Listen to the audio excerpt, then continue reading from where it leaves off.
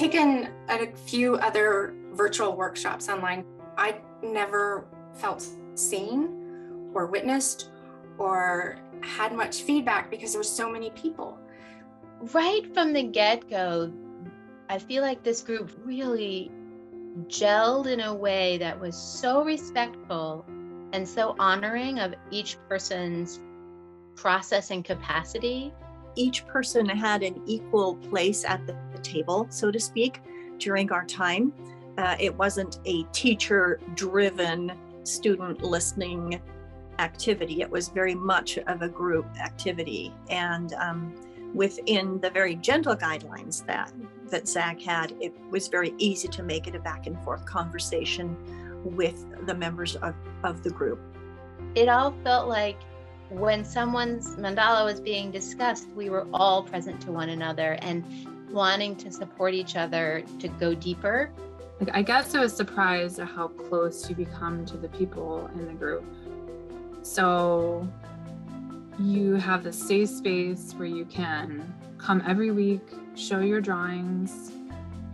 You don't feel judged.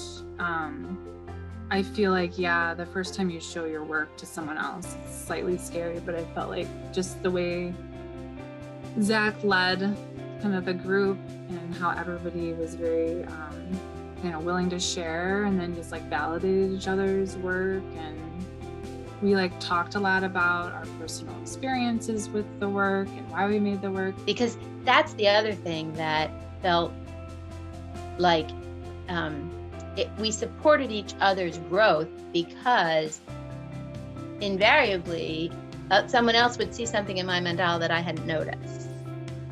And then that would allow me to look at it in a new way and learn more about myself. You feel like you belong to this group. If you were not to come 1 week, you would be really missed and people will be worried about you. Zach is a great facilitator, so he makes it so comfortable and so easy for you to do this practice and not feel like you're ever failing. There's always something positive that he will either point out, or the rest of the group will point out, or you'll feel yourself as you go along.